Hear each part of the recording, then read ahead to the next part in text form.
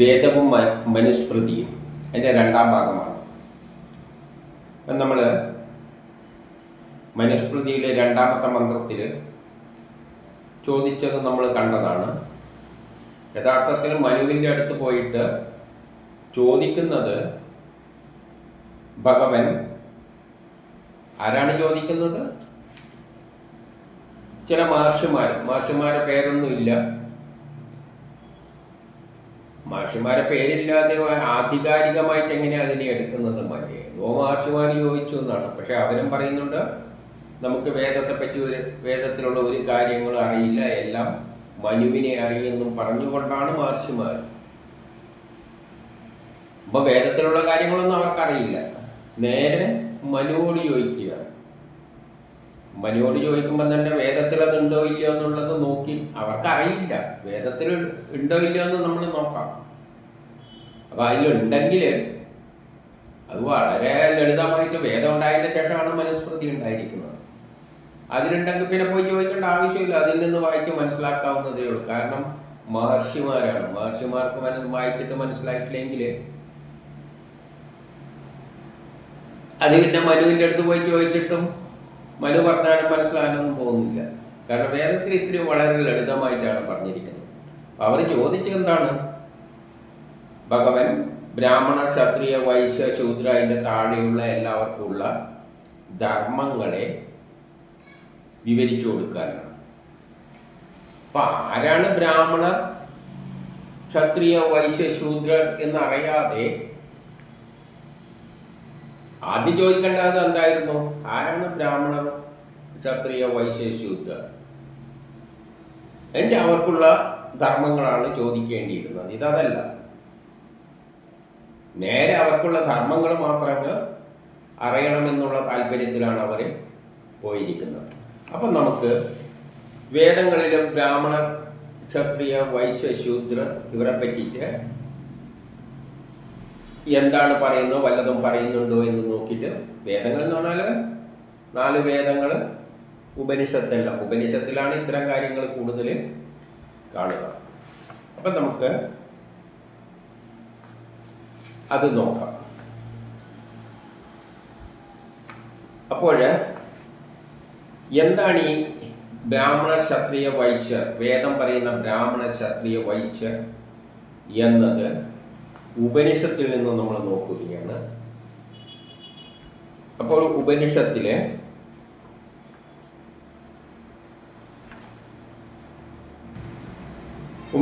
പറയുന്നതിനെക്കാട്ടി മുമ്പിൽ വേദത്തിലുള്ള യജുർവേദത്തിലൊരു പരാമർശമുണ്ട്. അത് 30-ാമത്തെ അധ്യായത്തിലെ 5-ാമത്തെ മന്ത്രമാണ്. അതിലെ ഋഷി നാരായണനാണ്. അദ്ദേഹം പറയുന്നതിൽ നിന്നും നോക്കാം. ഈശ്വരനെയും വേദത്തെയും അറിയുന്നവനായി ബ്രാഹ്മണർ സൃഷ്ടിക്കപ്പെട്ടു. ബ്രാഹ്മണർ എന്ന് പറയുന്നത് ഈശ്വരനെ അറിയണം, വേദത്തെയും അറിയണം. എന്നിട്ട് അത് മാത്രം പോരാ, അവർ അതിനെപ്പറ്റി വിവരിച്ചു തരും.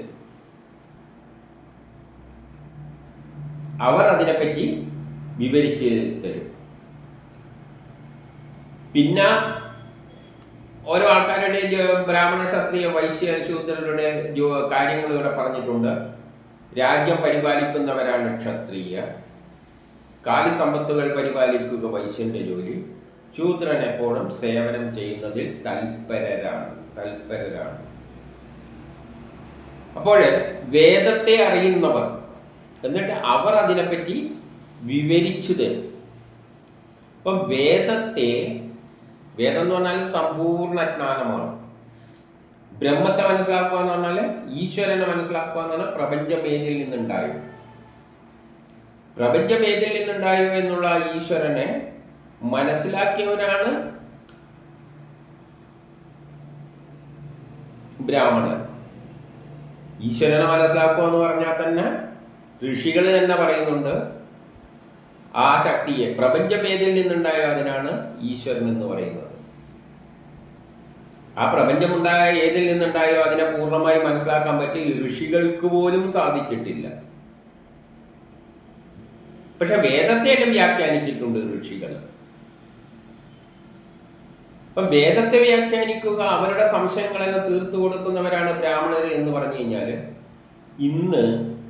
ഇന്നല്ലെങ്കിൽ ഇതിനു മുമ്പിൽ വേദങ്ങളെ അർത്ഥം പറയാൻ എത്രയാൾക്ക് പറ്റിയിട്ടുണ്ട്? ഒരു 2-3 തലമുറയാറ്റം കഴിഞ്ഞപ്പോഴാണ് ഒരു കാലത്ത് ഈ ബ്രാഹ്മണരെ ഈ വേദങ്ങളുടെ എല്ലാം അർത്ഥം മനസ്സിലാക്കാൻ വേണ്ടിയിട്ട് രാജാവ് ഒരു യാഗം നടത്തി, ഒരു യോഗം വിളിച്ചു കൂട്ടിയെന്നും എന്നിട്ട് അതിൽ യാജ്ഞവൽക്യം മാത്രമാണ് വിജയിച്ചത് എന്നെല്ലാം കണ്ടിട്ടുണ്ട്.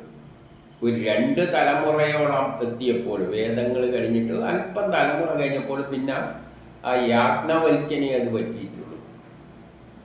ഇന്നത്തെ കാലത്ത് വേദത്തിൻ്റെ അർത്ഥം പറയാൻ പറ്റുന്നവരാരാണുള്ളത്? എല്ലാ സംശയങ്ങളും, വേദത്തിൻ്റെ സംശയങ്ങൾ തീർത്തു കൊടുക്കാൻ പറ്റുന്ന ആരാണുള്ളത്? അവരാണ് ബ്രാഹ്മണര്. അവരാരുണ്ട് ഈ ലോകത്ത്? വേദത്തിൻ്റെ അർത്ഥം പറഞ്ഞു കൊടുക്കാൻ പറ്റുന്ന ഒരാളെ കണ്ടെത്തിയാൽ അവരാണ് ബ്രാഹ്മണര്. അത് നമ്മളിന്ന് ചിന്തിക്കുന്ന ബ്രാഹ്മണരാണ്. ഇന്നുള്ള ബ്രാഹ്മണർക്ക് വേദമന്ത്രങ്ങൾ പോലും ചൊല്ലാൻ അറിയും എല്ലാവർക്കും, ബ്രാഹ്മണര് എന്ന് പറയുന്നവര്. പിന്നെ അതിന്റെ അർത്ഥം പറയാൻ പറ്റുന്നവരാരാണുള്ളത്? അപ്പൊ ഋഗ്വേദത്തിൽ യജുർവേദത്തിൽ പറയുന്ന ഇതിൽ നിന്ന് തന്നെ ബ്രാഹ്മണനെ കണ്ടെത്താൻ പാടാണ്. അപ്പൊ ബ്രാഹ്മണൻ ആരാണ്? അത് വളരെ വ്യക്തമായിട്ട് ആര് പറയുന്നുണ്ട്? ഉപനിഷത്തില് പറഞ്ഞു തരുന്നുണ്ട്. ഏതില്? ഇപ്പൊ നിരാലംബോപനിഷത്തിലെ 6-ാമത്തേതില് ജാതി എന്നത്, അതായത് ജാതി, ബ്രാഹ്മണ വർണ്ണാശ്രമ ധർമ്മങ്ങൾ. ജാതി എന്നത് രക്തത്തിൻ്റെയോ ചർമ്മത്തിൻ്റെയോ മാംസത്തിൻ്റെയോ അസ്ഥിയുടെയോ ആത്മാവിൻ്റെയോ അല്ല. ജാതിക്ക് രക്തം വെച്ചോ ചർമ്മം വെച്ചോ മാംസം വെച്ചോ അസ്ഥിയുടെയോ ആത്മാവിൻ്റെയോ അല്ല എന്ന് പറയുന്നുണ്ട്. അപ്പം ജാതി എന്നത് രക്തം വെച്ചിട്ട് ജനിച്ച രക്തത്തിൻ്റെ അടിസ്ഥാനത്തിലോ A+B+ ഇതൊന്നും നോക്കിയിട്ടോ അസ്ഥിയുടെ ചർമ്മം നോക്കിയിട്ടോ ഇതൊന്നും കറുത്തവനോ വെളുത്തവനോ ഇതൊന്നും നോക്കിയിട്ട് തീരുമാനിക്കാൻ പറ്റില്ല. അല്ല, അത് കേവലം സങ്കല്പം മാത്രമാണ്. ഒരു സങ്കല്പം മാത്രമാണ് ഈ ജാതി. ഇന്ദ്രിയങ്ങൾ സ്വന്തം ഇഷ്ടപ്രകാരം ചെയ്യുന്ന ക്രിയയാണ് കർമ്മം.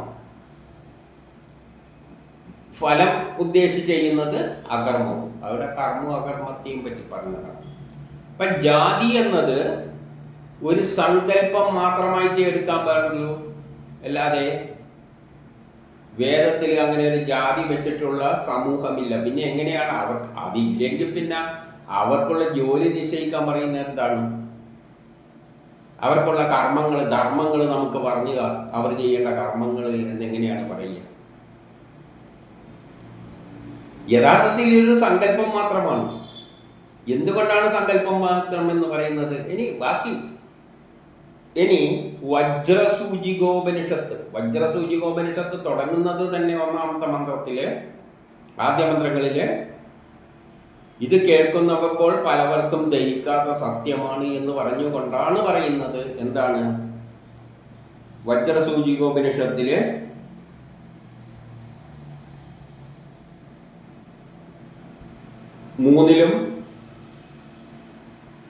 3-ൽ പറയുകയാണ്, ജീവൻ ബ്രാഹ്മണനാണെന്ന് പറയുവാൻ പറ്റില്ല. ജീവനുണ്ടോ എന്ന് നോക്കിയിട്ട് അത് ജീവനുള്ളവരെ ബ്രാഹ്മണനാണെന്ന് പറയാൻ പറ്റില്ല. കാരണം എല്ലാവരിലുള്ള ജീവൻ ഒന്ന് തന്നെയാണ്. എല്ലാവരിലുള്ള ജീവൻ എന്ന് പറയുന്നത് അതൊന്നാണ്. എല്ലാ ശരീരത്തിനും അതിൽ ഏകഭാവമാണുള്ളത്. ഉപനിഷത്ത് പറയണം. അപ്പൊ ഒരാളുടെ ജീവനുണ്ടോ എന്ന് നോക്കിയിട്ട് ബ്രാഹ്മണനാണെന്നും പറയാൻ പറ്റില്ല. പിന്നെ 4-ൽ പറയുന്നത് ദേഹം ബ്രഹ്മമാണെന്ന് പറയാൻ പറ്റില്ല, ബ്രാഹ്മണനാണെന്ന് പറയാൻ പറ്റില്ല. ഈ ശരീരം വെച്ചിട്ട് ബ്രാഹ്മണനാണെന്ന് പറയാൻ പറ്റില്ല. കാരണം ചണ്ടാളൻ മുതൽ സകല മനുഷ്യരുടെയും ശരീരം നിർമ്മിച്ചിരിക്കുന്നത് പഞ്ചഭൂതങ്ങളെ കൊണ്ടാണ്. അപ്പൊ ആത്മാവ് എന്നത് എല്ലാത്തിലുള്ള ആത്മാവ് ഒന്ന് തന്നെയാണ്. അപ്പൊ ആത്മാവ് വെച്ചിട്ട് നമ്മളെ ശരീരത്തിൽ ഒന്നിനുള്ളിലുള്ള ആത്മാവ് വെച്ചിട്ട് ബ്രാഹ്മണനെ തീരുമാനിക്കാൻ പറ്റില്ല. ശരീരം വെച്ചിട്ടും ബ്രാഹ്മണനെ തീരുമാനിക്കാൻ പറ്റില്ല. എല്ലാ ശരീരവും നിർമ്മിച്ചിരിക്കുന്നത് പഞ്ചഭൂതങ്ങളെ കൊണ്ടാണ്. അവയിൽ വാർദ്ധക്യം, മരണം മുതലായവയെല്ലാം ഒരുപോലെയാണ്. എല്ലാ ശരീരത്തിലും വാർദ്ധക്യവും മരണമെല്ലാം ഏതൊക്കെ ഒരു പ്രത്യേക വിഭാഗത്തിനായിട്ട് ഇത്ര വയസ്സിൽ മരിക്കും അങ്ങനത്തെ ഒന്നുമില്ല. എല്ലാം മരിക്കേണ്ട കാലത്ത് മരിക്കും. ബ്രാഹ്മണൻ വെളുത്തവൻ, ക്ഷത്രിയൻ ചുവന്നവൻ, വൈശ്യൻ മഞ്ഞ നിറക്കാരൻ എന്നിങ്ങനെ ആവണമെന്നില്ല. വെളുപ്പോ കറുപ്പോ ഒന്നും നോക്കിയിട്ട് ബ്രാഹ്മണനെ തീരുമാനിക്കാൻ പറ്റില്ല. അപ്പൊ ശരീരവുമല്ല ദേഹവുമല്ല എന്ന് പറഞ്ഞാൽ അപ്പൊ ആത്മാവുമല്ല ദേഹവുമല്ല ബ്രാഹ്മണൻ. പിന്നെ 5 പറയുന്നത് ജാതി ബ്രാഹ്മണനാകില്ല. ഏതെങ്കിലും ഒരു ജാതിയിൽ ജനിച്ചത് കൊണ്ട് ബ്രാഹ്മണനാകില്ല. കാരണം ഭിന്നജാതികളിൽപ്പെട്ട ജീവികളിൽ നിന്നും മഹർഷിമാരുണ്ടായിട്ടുണ്ട്. അപ്പൊ ഇവിടെ മഹർഷിമാരുണ്ടായിട്ടുണ്ട് എന്ന് പറഞ്ഞാൽ മഹർഷിമാർ അത്രയും വിജ്ഞാനമുള്ളവരാണ്. അങ്ങനെയുള്ള മഹർഷിമാരാണ് നമുക്കൊരു യുക്തി അറിയില്ല എന്ന് പറഞ്ഞിട്ട് ആരടുത്ത് പോയിരിക്കുന്നത്? മനുവിൻ്റെ അടുത്ത് പോയി ചോദിച്ചിരിക്കുന്നത്. അപ്പൊ അവരെ എങ്ങനെയാ മഹർഷിമാർ എന്ന് പറയുക? അപ്പോഴേ ഭിന്നജാതികളിൽപ്പെട്ട ജീവികളിൽ നിന്നും അപ്പൊ ഇവിടെ മഹർഷിമാരെന്ന് പറയുന്ന അടിയടിച്ചതാണ്. പക്ഷെ അവർക്ക് മഹർഷിമാരെന്ന യോഗ്യതയില്ല. വേദത്തിൽ ഇത് വളരെ നിസ്സാരമാണ്. ഏത് കുട്ടിക്ക് വായിച്ചാലും മനസ്സിലാകുന്ന തരത്തിൽ എഴുതി വെച്ചിട്ട് അവർക്കെന്ത് പറയുന്നത്, വേദമൊന്നും നമുക്ക് വായിച്ചാൽ മനസ്സിലാകില്ല. എല്ലാം അറിയുന്ന ആളാരേ ഉള്ളൂ, മനുവേ ഉള്ളൂ. ഇത് നേരെ അങ്ങോട്ടേക്ക് പോയിരിക്കുകയാണ്. അപ്പൊ ഇവര് മഹർഷിമാരാണോ? അല്ല, ഒരു യുക്തിയും അറിയില്ല. വേദത്തിലുള്ളത് പോലും വായിച്ച് മനസ്സിലാക്കാൻ പറ്റാം. വേദങ്ങൾ ഉണ്ടായതിനു ശേഷമാണ് മനുസ്മൃതി ഉണ്ടായിരിക്കുന്നത്. അപ്പോൾ ജാതിയും ബ്രാഹ്മണനാകില്ല. കാരണം ഭിന്നജാതികളിൽപ്പെട്ട ജീവികളിൽ നിന്നും മഹർഷിമാരുണ്ടായിട്ടുണ്ട്. മാൻപേടയിൽ നിന്നും ഋഷിശൃംഗൻ, കുശയിൽ നിന്നും കൗശികൻ, ജംബുകനിൽ നിന്നും ജാംബുകൻ, വാൽമീകത്തിൽ നിന്നും വാൽമീകി, മുക്കുവശ്രീയിൽ നിന്നും വേദവ്യാസൻ, ശഷഷ്ഠത്തിൽ നിന്നും ഗൗതമൻ, ഊർവശിയിൽ നിന്നും വസിഷ്ഠൻ, കലശത്തിൽ നിന്നും അഗസ്ത്യൻ, ഇങ്ങനെ പലരും ജനിച്ചതിനാൽ ഇന്നതിൽ നിന്ന് ജനിച്ചു എന്ന് നോക്കി ബ്രാഹ്മണൻ എന്ന് പറയാൻ പറ്റില്ല. അതാണ് നേരത്തെ പറഞ്ഞത്. ബ്രാഹ്മണര് ജാതി നോക്കിയിട്ടും പറയാൻ പറ്റില്ല. പിന്നെയോ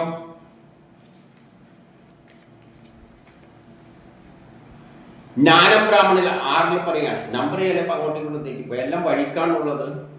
ആ വജ്രസൂചികോപനിഷത്ത് നോക്കിയാൽ മതി. ജ്ഞാനം ബ്രാഹ്മണനാകില്ല. ബ്രാഹ്മണനായതുകൊണ്ട്, ജ്ഞാനമുണ്ടായതുകൊണ്ട് ബ്രാഹ്മണനാകില്ല. കാരണം ക്ഷത്രിയന്മാർ പരമാർത്ഥ തത്വങ്ങൾ അറിഞ്ഞവരായിട്ടുണ്ട്. ക്ഷത്രിയർക്കും പരമാർത്ഥ തത്വം അറിഞ്ഞിട്ടുണ്ട്. ബ്രാഹ്മണർക്ക് മാത്രമൊന്നുമല്ല, ജ്ഞാനം എല്ലാവർക്കും ഉണ്ട്. അതുകൊണ്ട് ജ്ഞാനം കൊണ്ടും ബ്രാഹ്മണനാകില്ല. പിന്നെ അടുത്തത് കർമ്മം ബ്രാഹ്മണനായില്ല. എന്തെങ്കിലും കർമ്മങ്ങൾ ചെയ്തുകൊണ്ടൊന്നും ബ്രാഹ്മണനായില്ല. പൂജ നടത്തിന്ന് വെച്ചിട്ട് ബ്രാഹ്മണനൊന്നും ആവില്ല. കൂലിവേല ചെയ്തുകൊണ്ട് ബ്രാഹ്മണനൊന്നും ആവില്ല. കർമ്മം കൊണ്ടും ബ്രാഹ്മണനാവില്ല. കാരണം എല്ലാ ജീവികളും കർമ്മം ചെയ്യുന്നുണ്ട്. ഓരോ ആളും ജനിച്ചിരിക്കുന്ന അവരവരുടെ കർമ്മം ചെയ്യാൻ വേണ്ടിയിട്ടാണ്. പിന്നെ എങ്ങനെയാ ബ്രാഹ്മണനാവുക? ഓരോ ആളും ജനിപ്പിച്ചിട്ട് ഇന്ന കർമ്മം നീ ചെയ്യുന്നു എന്ന് പറയുന്നു.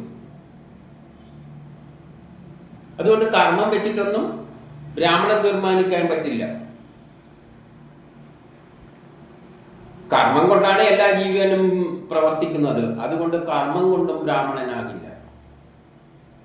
ധാർമ്മികത ബ്രാഹ്മണനാകില്ല. നല്ല ധർമ്മത്തിനനുസരിച്ച് പ്രവർത്തിക്കുന്നത് നോക്കിയിട്ടും ബ്രാഹ്മണനാകില്ല. ക്ഷത്രിയരെല്ലാം എന്ത് ചെയ്യുന്നുണ്ട്? സ്വർണം ദാനം ചെയ്യുന്നുണ്ട്. പിന്നെ ആരാണ് ബ്രാഹ്മണൻ എന്ന് ചോദിച്ചിട്ട് എന്താണ് അതിൽ പറയുന്നത്? 9 തോന്നുന്നു. ചുരുക്കത്തിൽ അദ്വിതീയമായ ദ്വയമല്ല, ഒന്നായി കാണാൻ, അദ്വിതീയമായതും ഒന്നായി കാണാൻ, ഈ ലോകത്തിലുള്ള എല്ലാത്തിനെയും, ഹിന്ദു മുസ്ലിം ക്രിസ്ത്യാനിനെ എല്ലാം ഒന്നായി കാണുന്ന ആ ഈശ്വരനെ, അദ്വിതീയവും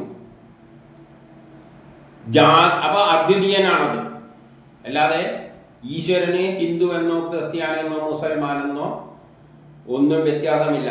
ചിലവർ അള്ളാ എന്ന് പറയും, ചിലവർ യഹോവ എന്ന് പറയും, ചിലവർ എന്തോ പേര് പറയും, ബ്രഹ്മം എന്ന് പറയും. ഇതെല്ലാം എന്തായിട്ട് കാണണം? ഒന്നായി കാണാൻ കഴിവുള്ളവനാണ് ബ്രാഹ്മണൻ. അതിന് എത്ര ആൾക്കാർ ഇവിടെയുണ്ട് എല്ലാത്തിനെയും ബ്രഹ്മം കാണാൻ പറ്റുന്ന? അവരെ ബ്രാഹ്മണനാവുള്ളൂ. ഈശ്വരനെ ഒന്നായി കാണാൻ പറ്റുക. ഈശ്വരൻ എന്നത് ഏകനാണ്. അത് അള്ളാന്ന് വിളിച്ചാലും വേണ്ടിയില്ല, യഹോവ എന്ന് വിളിച്ചാൽ വേണ്ടിയില്ല, എന്ത് ആചാരങ്ങൾ നടത്തിയാലും വേണ്ടിയില്ല, ബ്രഹ്മം എന്ന് വിചാരിച്ചാലും അത് ഏകനാണ്, അത് ദ്വയമല്ല. നമുക്ക് 33 കോടി ദേവതകളുണ്ട് എന്ന് പറയുന്നത് അതല്ല ഈശ്വരനായിട്ട് സങ്കല്പിച്ചു കഴിഞ്ഞാൽ അവർ ബ്രാഹ്മണനല്ല. എല്ലാറ്റിലും ഒന്ന്, കൃഷ്ണൻ എന്ന് പറഞ്ഞാലും വിഷ്ണു എന്ന് പറഞ്ഞാലും എല്ലാം ഈശ്വരൻ എന്ന് പറയുമ്പോൾ ഒന്നേ ഉള്ളൂ. അതെന്താണ്? ജാതി ഗുണരഹിതനാണ്. അതിന് ജാതിയൊന്നുമില്ല. ഈശ്വരന് ജാതിയും മതമൊന്നുമില്ല. ഈ ഒരൊറ്റ കാരണം കൊണ്ട് തന്നെ ഇന്ന് നമുക്കറിയുന്നവരൊന്നും ബ്രാഹ്മണരല്ല. ജാതി ഗുണരഹിതനും ജാതി ചിന്തയേ ഉണ്ടാൻ പാടില്ല, അവരാണ് ബ്രാഹ്മണൻ. സർവരോ ദോഷരഹിതനും ഒരു ദോഷങ്ങളും ഇല്ലാത്തവനാണ് ഈശ്വരൻ. ആരെപ്പറ്റിയാണ് പറയുന്നത്? ഈശ്വരനെ പറ്റിയാണ് പറയുന്നത്, അല്ലാതെ അവനല്ല. പക്ഷെ നമുക്ക് എങ്ങനെ കാണാൻ പറ്റണം? അവന് ജാതിയൊന്നുമില്ല. അതുകൊണ്ട് അള്ളയായാലും എന്നെല്ലാം പറയുന്നത് പേരിലുള്ള വ്യത്യാസമാണ്, സംഗതി ഒന്ന് തന്നെയാണ് എന്ന് ധരിക്കണം. ഏതിനെ? ആ ഈശ്വരൻ. അതിന് സർവദോഷരഹിതനാണ്, അതിന് ഒരു ദോഷവും ഇല്ല. സത്യജ്ഞാനത്തോടും ആനന്ദത്തോടും സകലത്തിലും ആധാരമായതും സകല ഈ പ്രപഞ്ചത്തിന്റെ മുഴുവൻ ആധാരമായി ഒരൊറ്റ ഈശ്വരനേ ഉള്ളൂ. അത് ബ്രഹ്മമാണ്. അതിനെ വേറെ ചിലപ്പോൾ അള്ളാന്നോ യഹോവാന്നോ എന്തോ വിളിച്ചു പോലും. എല്ലാറ്റിൻ്റെയും ഉള്ളിലും പുറത്തും, എൻ്റെ ഉള്ളിലുള്ളതും പുറത്തുള്ളതും അത് തന്നെയാണ്. കാണുന്നതെല്ലാം അതാണ്. വ്യാപിച്ചിരിക്കുന്ന ആത്മാവിനെ ഏതൊരാൾ മനസ്സിനാൽ സാക്ഷാത്കരിച്ചു. അപ്പൊ ആദ്യം എന്ത് വേണം? ആ ബ്രഹ്മരഹസ്യം മനസ്സിലാക്കണം. ഈ പ്രപഞ്ചം മുഴുവൻ അതാണ്. പ്രപഞ്ചത്തിലുള്ള എല്ലാം. അങ്ങനെ പിന്നെ ഒരു ജാതി വ്യവസ്ഥ നമുക്ക് എടുക്കാൻ പറ്റില്ല. ഈശ്വരനെ എങ്ങനെ കാണണം? എല്ലാത്തിലും ഉള്ളത് ഈശ്വരനാണ്. ഈ കാണുന്നതെല്ലാം ഈശ്വരനായി കാണാൻ കഴിവുള്ളവനാണ് ബ്രാഹ്മണൻ. എല്ലാറ്റിൻ്റെയും ഉള്ളിലും പുറത്തും വ്യാപിച്ചിരിക്കുന്നതുമായ ആത്മാവിനെ ഏതൊരാൾ മനസ്സിലാക്കി, അവർ അതിനെ മനസ്സിലാക്കണം. പ്രപഞ്ചം മുഴുവനുള്ളത് ഏകമായ ഒരു ഈശ്വരനാണ്. അത് തന്നെയാണ് ഈ കാണുന്ന എല്ലാ സർവചരാചരങ്ങളിലും എന്ന് മനസ്സിലാക്കണം. കാണുന്ന കല്ലും മണ്ണും എല്ലാം അത് തന്നെയാണ്. ബ്രാഹ്മണനായാലും ക്ഷത്രിയനായാലും വൈശ്യനായാലും ശൂദ്രനായാലും ഹിന്ദുവായാലും മുസ്ലിം ആയാലും അതെല്ലാം ആ ഏക ഈശ്വരനാണ്. അതെല്ലാത്തിൻ്റെയും ഉള്ളിലുള്ളത് ആ ശക്തി വിശേഷമാണ് എന്ന് മനസ്സിലാക്കി, എന്നിട്ടോ കൃതാർത്ഥനും മാത്സര്യം, അഹങ്കാരം, ആശ ഇവയെല്ലാം കൈവടിഞ്ഞ് കഴിഞ്ഞുകൂടണം.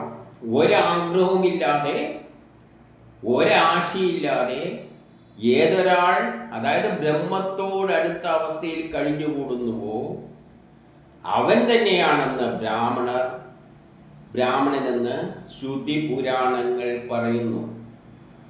ശ്രുതി പുരാണങ്ങൾ പറയുന്നു, സ്മൃതിയല്ല. സ്മൃതി അങ്ങനെ പലതും പറയും. ഇതിൽ നിന്നും ഭിന്നമായി ഒരിടത്തു നിന്നും ബ്രാഹ്മണ്യം ലഭിക്കില്ല. ഇതിൽ നിന്നും ഭിന്നമായി, അതായത് ഏതൊരാൾക്ക്, അപ്പൊ ബ്രാഹ്മണൻ എന്ന് പറയുന്നത് പ്രപഞ്ചം ഏതിൽ നിന്നുണ്ടായോ ആ ശക്തിയെ തിരിച്ചറിയുവാൻ ശ്രമിക്കുന്നവനാണ്.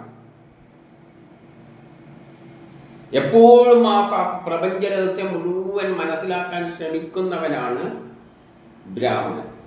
അപ്പൊ അങ്ങനെയുള്ള ഒരു അവസ്ഥയിലേക്ക് എത്തുക എന്ന് പറയുന്നത് ആർക്കേ പറ്റുള്ളൂ? പ്രപഞ്ച രഹസ്യം മുഴുവൻ മനസ്സിലാക്കാൻ പറ്റുന്ന ബ്രാഹ്മണരുണ്ടോ എന്ന് ചോദിച്ചു കഴിഞ്ഞാൽ ചിന്തകരാണ്. ഇങ്ങനെ ഗാഠമായിട്ട് ആ ഈശ്വരനെ മനസ്സിലാക്കാൻ ശ്രമിക്കുക, എല്ലാറ്റിലും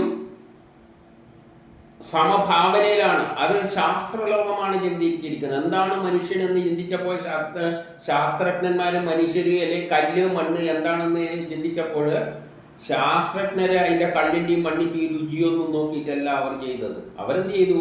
അതിനെ പൊളിച്ച് നോക്കി അവസാനം ഇവിടെ എത്തി. എല്ലാം ഉണ്ടാക്കിയിരിക്കുന്നത് ഇലക്ട്രോണും പ്രോട്ടോണും എന്നാണെന്ന് മനസ്സിലാക്കി. പിന്നെ അതിൻ്റെയും അപ്പുറം പോയിട്ട് പിന്നെ എല്ലാം എനർജിയാണ്, ഈ ലോകം മുഴുവൻ എനർജിയാണെന്ന് അവർ മനസ്സിലാക്കി. ഇതാരാണ് മനസ്സിലാക്കിയത്? ശാസ്ത്രജ്ഞന്മാർ. ആ ശാസ്ത്രജ്ഞന്മാർ പിന്നെ അപ്പുറവും മനസ്സിലാക്കാൻ നോക്കി, ബ്രഹ്മത്തെ മനസ്സിലാക്കാൻ.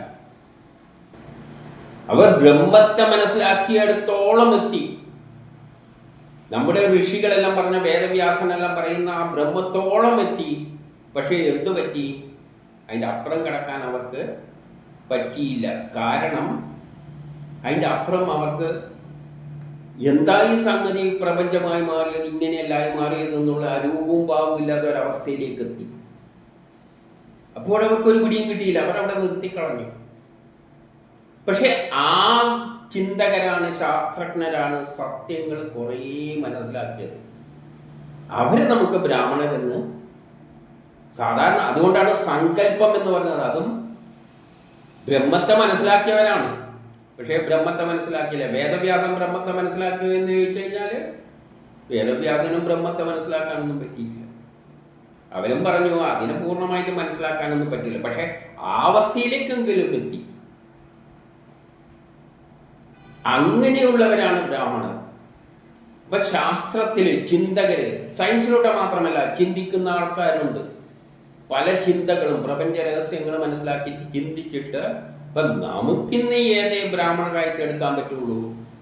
ചിന്തിക്കുന്ന. അപ്പം ബ്രാഹ്മണർക്ക് ഭക്ഷണങ്ങളെല്ലാം ദാനം ചെയ്യണമെന്ന് പറയുന്നുണ്ട്. അപ്പൊ ആരാണ് അവര്?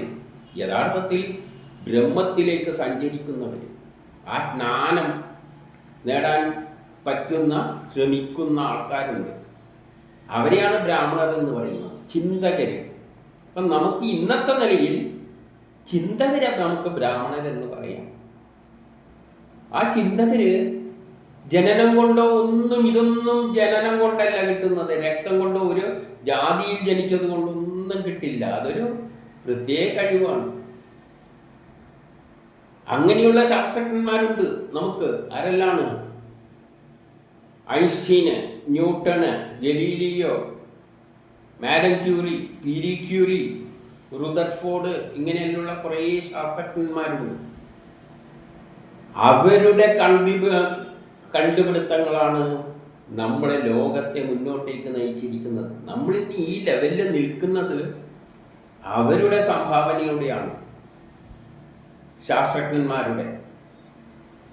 ഈ മൊബൈലെല്ലാം ഉണ്ടായിരിക്കുന്നത്, നമ്മളിന്ന് ഈ അവസ്ഥയിലേക്ക് എത്തിയിരിക്കുന്നത്, ഈ കണ്ണടേൻ്റെ എല്ലാം തത്വങ്ങൾ കണ്ടെത്തിയിട്ട് ഉപയോഗിക്കുന്നത്, നമ്മൾ ഉപയോഗിക്കുന്ന ഷർട്ട്, ഇതെല്ലാം ആ അത്തരം ചിന്തകളായ ബുദ്ധിമാന്മാരുടെ സംഭാവനയാണ്. അവരെയാണ് വേദം എന്ന് പറയുന്നത്. ബ്രാഹ്മണരെന്ന് വേണമെങ്കിൽ പറയാം. സാധാരണ നിലയിൽ അങ്ങനെയുള്ള വിശിഷ്ട വ്യക്തികളെ, എഴുത്തുകാരെ, ചിന്തകരെ, അവരെല്ലാം നമുക്ക് ബ്രാഹ്മണർ എന്ന് പറയാം. അവര് സത്യത്തോട്, ലോകത്തിലെ സത്യം മനസ്സിലാക്കിയിട്ട് ലോകത്തെ മുന്നോട്ടേക്ക് നയിക്കുന്നവരാണ്. ജനങ്ങളെല്ലാം അവരെയാണ് ഫോളോ ചെയ്യുന്നത്. അങ്ങനെയുള്ള അവരെല്ലാം പോസിറ്റീവിലാണ്, അല്ലാതെ സ്വാർത്ഥ താല്പര്യത്തിന് വേണ്ടിയല്ല. ഈ ശാസ്ത്രജ്ഞന്മാരെല്ലാം അവരുടെ ജീവിതം തന്നെ ഗവേഷണത്തിനായി നീക്കി വെച്ചവരാണ്, എന്തെങ്കിലും കാര്യം നേടാൻ വേണ്ടിയല്ല. അങ്ങനെയുള്ള എഴുത്തുകാരുണ്ട്. ഉദാഹരണമായിട്ട് ലോകത്തെ എഴുത്തുകാരും ഇതിലെല്ലാം പെടും. അങ്ങനെയുള്ള ചിന്തകന്മാരെ നമുക്ക് വിശിഷ്ട വ്യക്തികൾ, അവരാണ് ബ്രാഹ്മണർ. ജ്ഞാനത്തിൽ തികഞ്ഞവര്. അവർ വേദം പഠിക്കുന്നുണ്ടെങ്കിൽ വേദം പഠിച്ചു കഴിഞ്ഞാൽ അവർ പറയും, ബ്രാഹ്മണരെന്ന് പറയുകയാണെങ്കിൽ അവർ വേദം പറഞ്ഞു തരാൻ, അതിൻ്റെ അർത്ഥം പറഞ്ഞു തരാൻ കഴിവുള്ളവരായിരിക്കണം. അതൊന്നും ജനിച്ചുകൊണ്ട് കിട്ടുമൊന്നുമില്ല. ഈ പറഞ്ഞ രക്തത്തിൽ വെളുത്തവനോ കറുത്തവനോ അങ്ങനെ ഒന്നുമില്ല. ഇനി ഒരാൾ അച്ഛൻ്റെ വയറ്റത്ത് വന്നത് അച്ഛൻ ബുദ്ധിമാനായതുകൊണ്ട് മകൻ ബുദ്ധിമാനാണെന്നൊന്നുമില്ല. ഇപ്പം ജാതി വ്യവസ്ഥ ഒരു സങ്കല്പം മാത്രമാണ്. എത്രമാത്രം ജ്ഞാനത്തിലൂടെ ആ ബ്രഹ്മത്തെ മനസ്സിലാക്കാൻ ശ്രമിക്കുന്നുവോ അവരാണ് ബ്രാഹ്മണർ. പക്ഷേ ഇന്നത്തെ നിലയിൽ ചിന്തിക്കുമ്പോൾ ലോകത്തെ നയിക്കുന്ന അങ്ങനെയുള്ള ചിന്തകരെ നമുക്ക് ബ്രാഹ്മണരെന്ന് പറയാം. അതാണ് വേദത്തിലെ ബ്രാഹ്മണർ.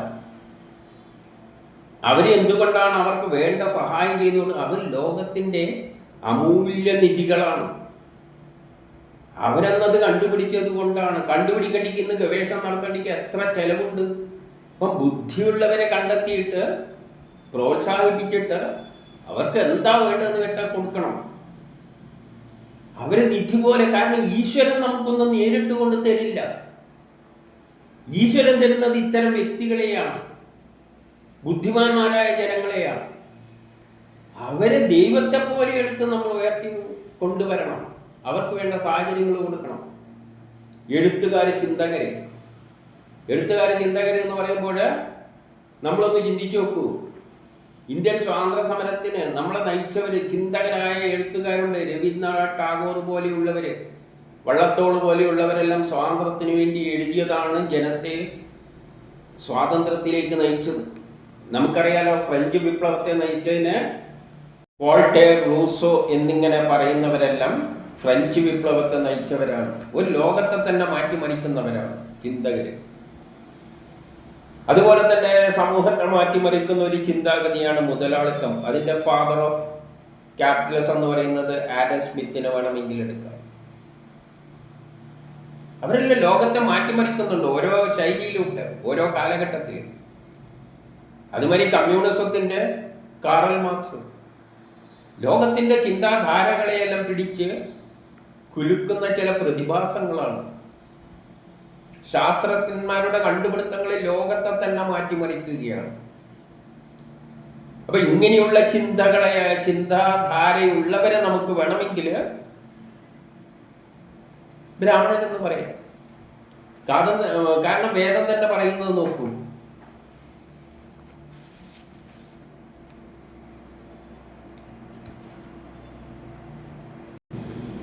യജുർവേദം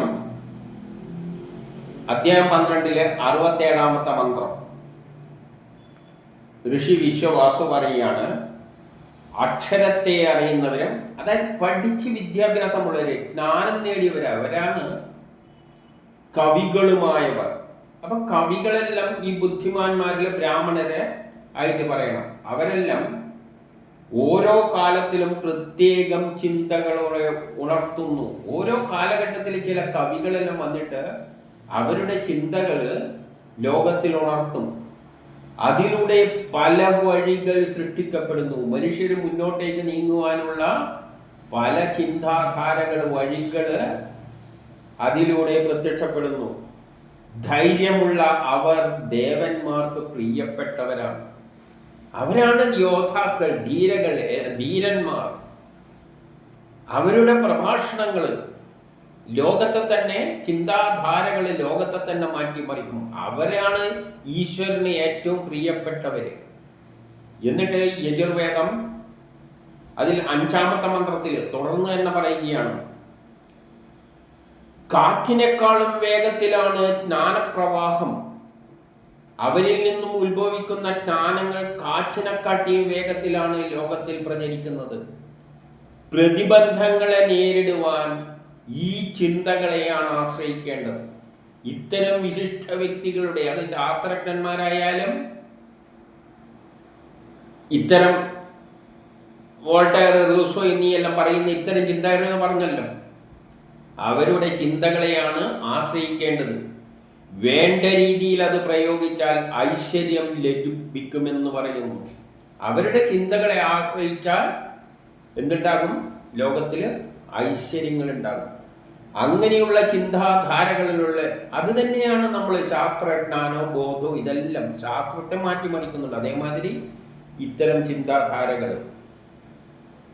അതാണ് നമ്മളെ മാറ്റിമറിക്കുന്നത്. അല്ല, ഈശ്വരൻ നേരിട്ട് വന്നിട്ട് ഒരു ചുക്കും നമുക്ക് ചെയ്തു തരില്ല. ഈശ്വരൻ ബുദ്ധിയുള്ള ആൾക്കാരെ അടക്ക് ബ്രാഹ്മണരായിട്ട് ഇങ്ങനെ സൃഷ്ടിച്ചു വിടുന്നുണ്ട്. അതൊന്നും ഒരു കുടുംബത്തിലൊന്നും വരുമൊന്നുമില്ല.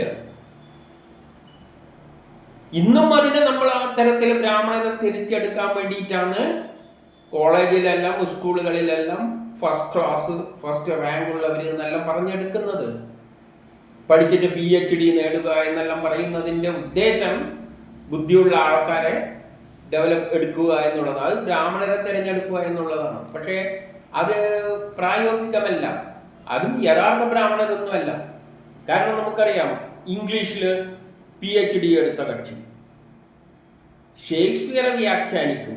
അല്ലാതെ ഷേക്സ്പിയറുടെ ഒരു വരി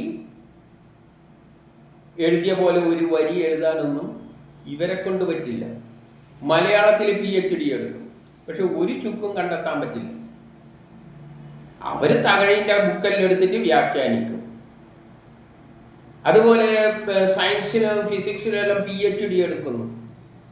അവരൊന്നും ന്യൂട്ടന്റെ അടുത്തൊന്നും അടുത്തെത്താൻ പറ്റുന്നില്ല. അപ്പം നമ്മളെ സിസ്റ്റത്തിലൂടെ മെഷർ ചെയ്തെടുത്തു കഴിഞ്ഞാലും നമ്മൾ നോക്കുന്നുണ്ട്.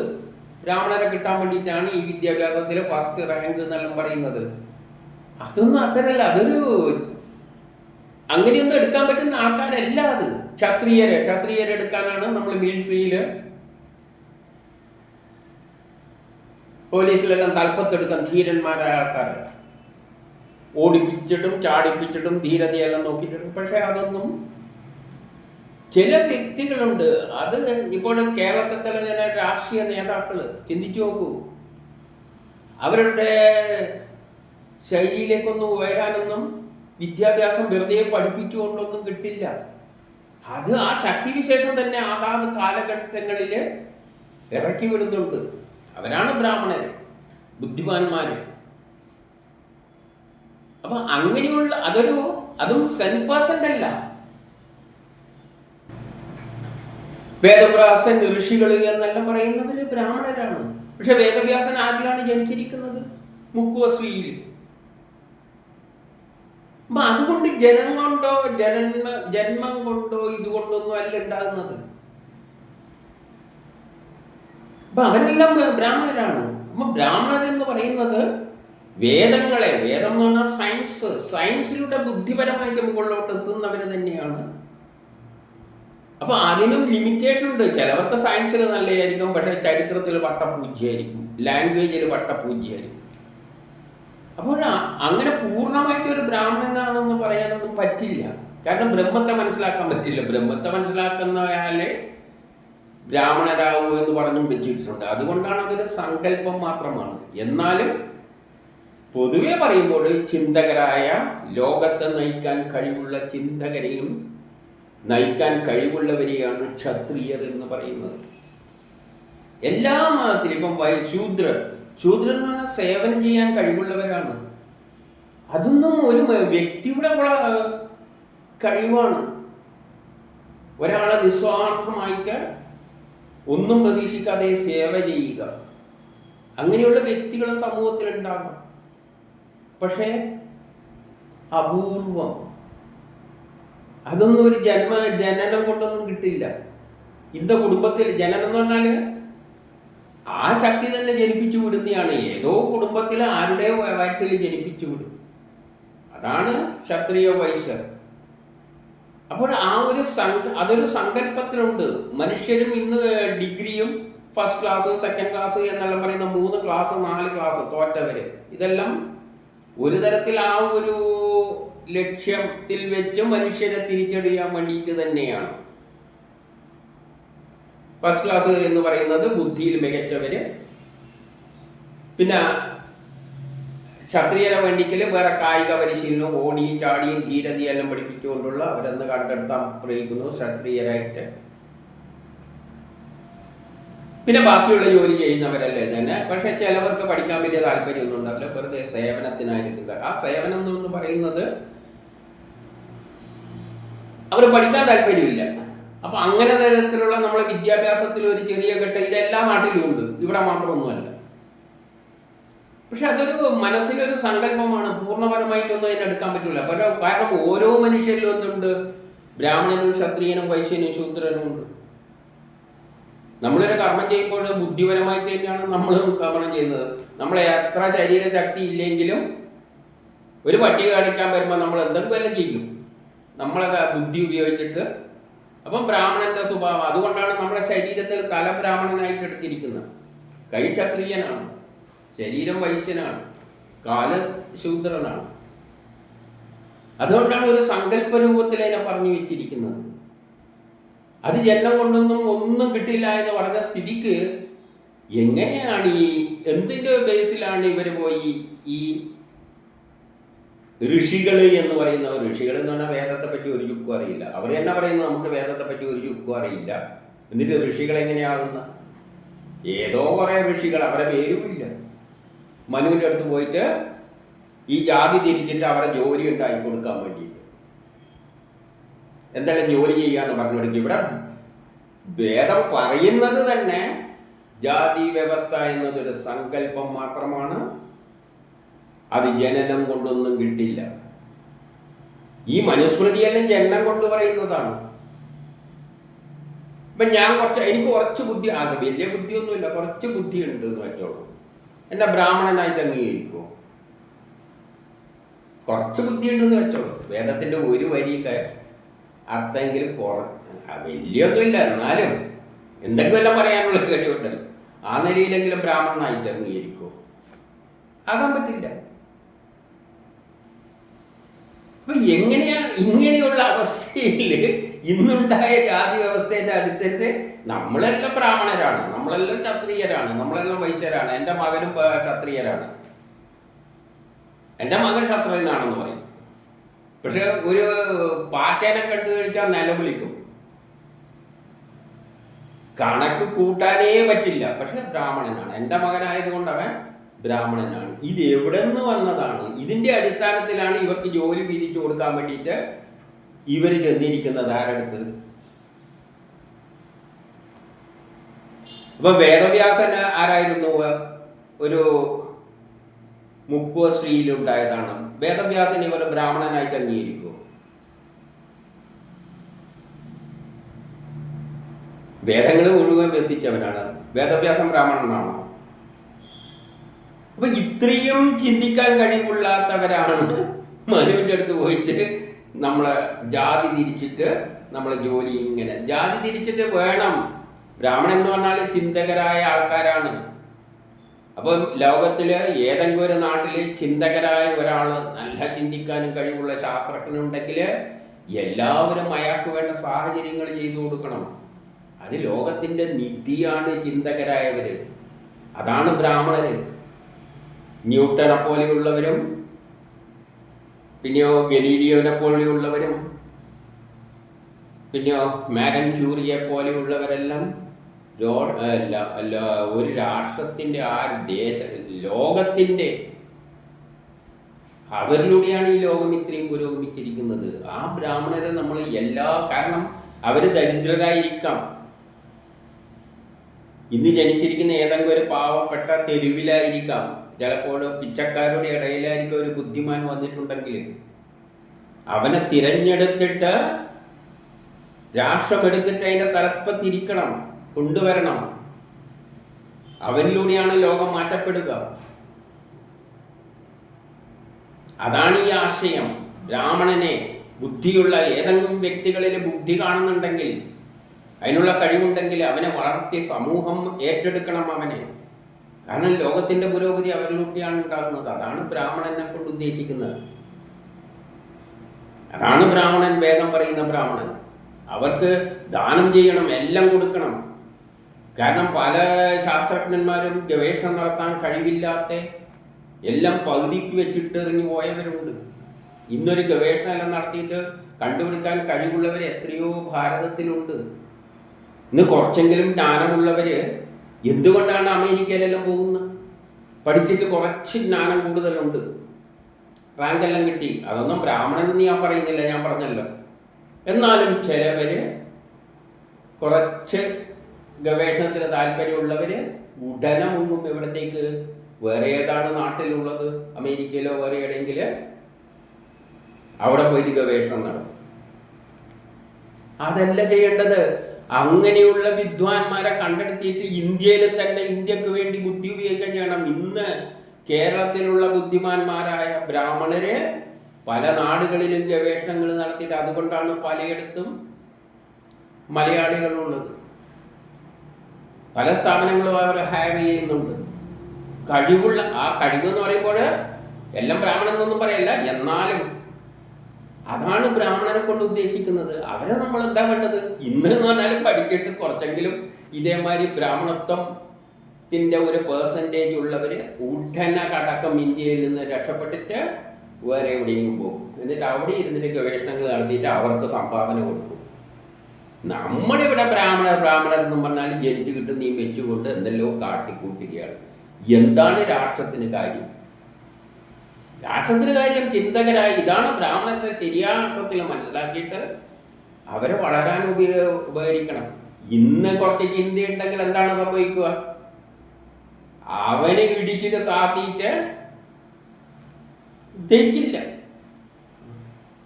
കുറച്ച് ബുദ്ധി ഉപയോഗിച്ചു പോയാൽ എന്തെങ്കിലും ഒരു സത്യം പറഞ്ഞു കഴിഞ്ഞാൽ ഇവൻ നമുക്ക് ഭാര്യയായി മാറുകയാണ്, നമ്മൾ ഇതുവരെ ഉണ്ടാക്കിയിരിക്കുന്നതെല്ലാം അടിച്ച് താർക്കാൻ വേണ്ടി ഇരിക്കുകയാണ് ഇവനെ വളർത്താൻ അനുവദിച്ചുകൂടാ. ഇവൻ വളർത്തിപ്പോയി കഴിഞ്ഞാൽ നമുക്ക് തന്നെ ഭാര്യയാണ്. കാരണം നമ്മളിവിടെ കുറേ മണ്ടത്തരം ഉണ്ടാക്കി വെച്ചിട്ടുണ്ട്. ഇവൻ വന്നിട്ട് ആ മണ്ടത്തരത്തിൻ്റെ ഇടക്കുന്നാണ് പറയുക, ഈ പറഞ്ഞ ശരിയല്ല. ഏത്? സൂര്യനല്ല ഭൂമിയെ ചുറ്റുന്നത്, ഭൂമിയാണ് സൂര്യൻ. ഭൂമി സൂര്യനെ ചുറ്റാണ്. നമ്മൾ ഇത്ര കാലം പഠിപ്പിച്ച് ജനത്തെ പഠിപ്പിച്ചത് അങ്ങനെ പറ്റില്ല. അവനെ എടുത്ത് ശരിയാക്കിയതിന് ശേഷം ബാക്കി കാര്യം. ഇതാണ് മെന്റാലിറ്റി. എന്തെല്ലോ അജ്ഞതകൾ പ്രചരിപ്പിച്ചിട്ട് അതിൽ നിന്നും കച്ചവട താല്പര്യത്തിന് വേണ്ടിയിട്ട് അതെല്ലാം കൊണ്ടു നടക്കുകയാണ്. ചെയ്യുന്നത് മുഴുവൻ മണ്ടത്തരാണെന്ന് പറയുന്നതെല്ലാം തെറ്റാണെന്ന് പറയാം. എന്നാലും ആരെങ്കിലും അതിൻ്റെ ഇടക്കുന്നൊന്ന് പറഞ്ഞു കഴിഞ്ഞാൽ പിന്നെ അവനെ അവിടെ വെച്ച് ശരിയാക്കും. ഇതാണ് വേദം എടുത്തെടുത്ത് പറയുന്നത്. ബുദ്ധിമാന്മാർ, ചിന്തിക്കാൻ കഴിവുള്ളവരെ, ലോകം അവരിലൂടെയാണ് മുന്നോട്ടേക്ക് പോകുന്നത്.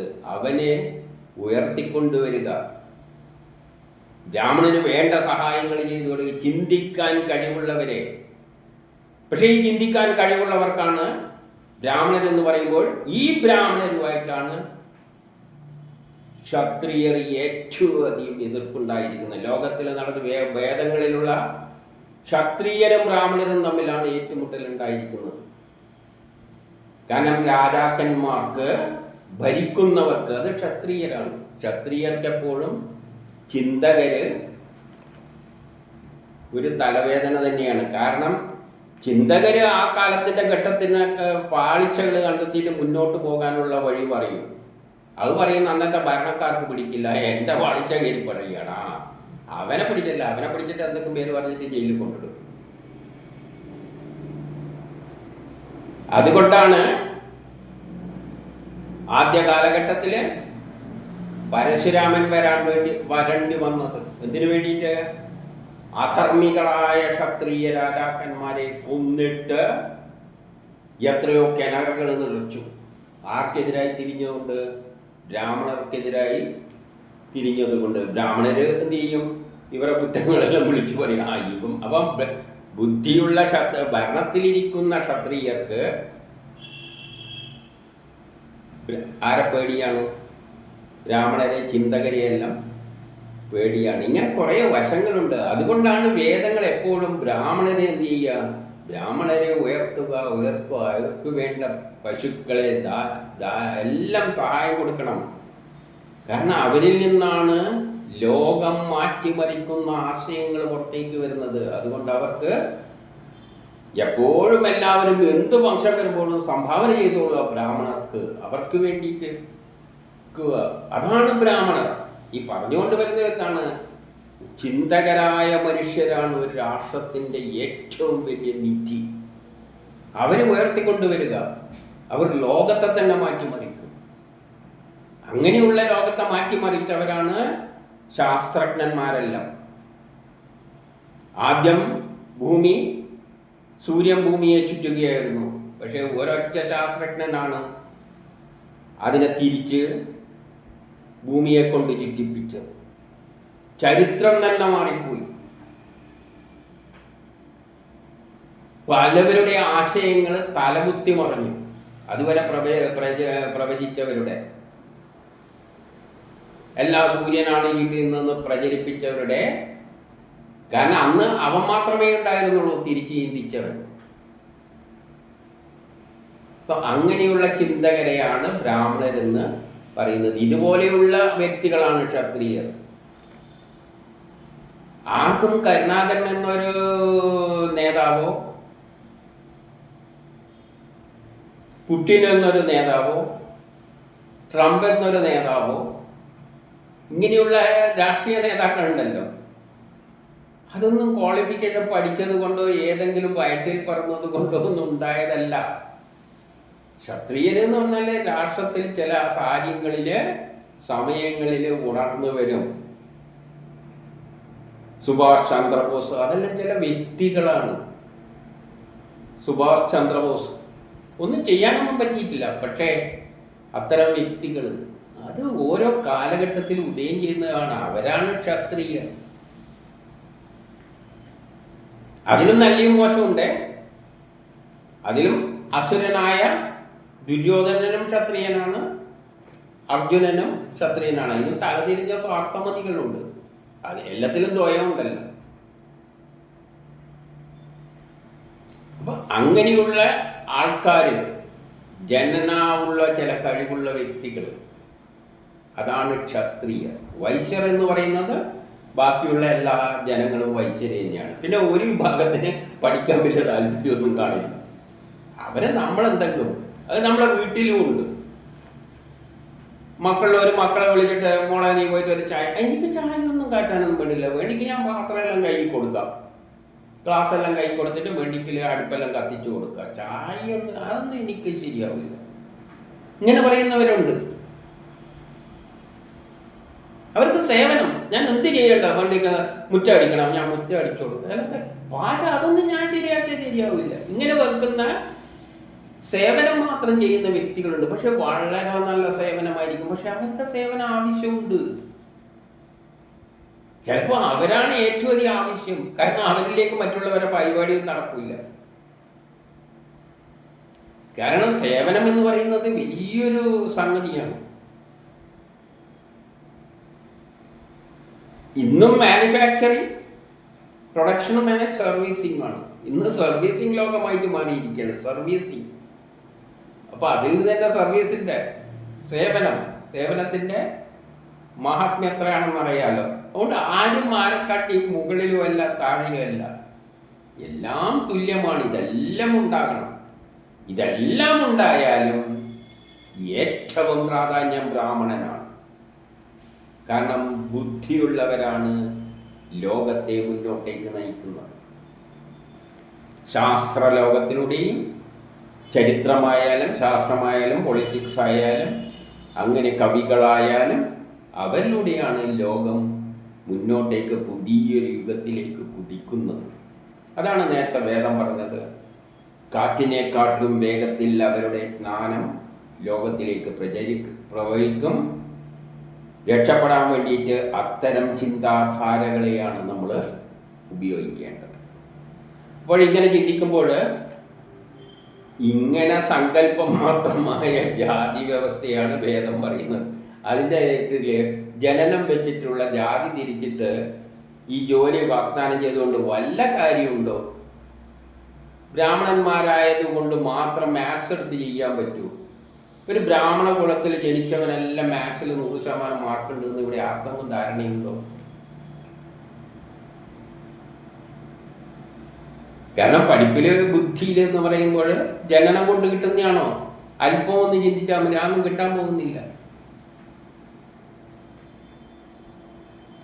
അതുകൊണ്ട് അടിസ്ഥാനപരമായ പാളിച്ചയാണ് മനുസ്മൃതിക്ക് പറ്റിയിരിക്കുന്നത്. ആദ്യം തന്നെയുള്ള, കാരണം ആദ്യത്തെ ചോദ്യം തന്നെയാണ് ബ്രാഹ്മണർക്കും ക്ഷത്രിയർക്കും വൈശ്യർക്കും ഉള്ള ജോലികളൊന്ന് പറഞ്ഞതാണ്. ആരാണ് ബ്രാഹ്മണർ, ആരാണ് ക്ഷത്രിയർ എന്ന് മനസ്സിലാക്കിയിട്ട് വേണ്ടേ? ഇത് പ്രായോഗികമായിട്ടുള്ളതാണോ? ഇവരെ എങ്ങനെയാണ് കണ്ടെത്തുന്നത്? ആ തരത്തിലാണോ ഈ മനുസ്മൃതി വിഭാവനം ചെയ്യുന്നത്? അത് ജനനം വെച്ചിട്ടുള്ളതല്ലേ? അതിനെ പൊളിച്ച് കൈമ കൊടുക്കുകയല്ലേ ആര് ചെയ്തിരിക്കുന്നത്? ഉപനിഷത്തുക്കൾ ചെയ്തിരിക്കുന്നത്.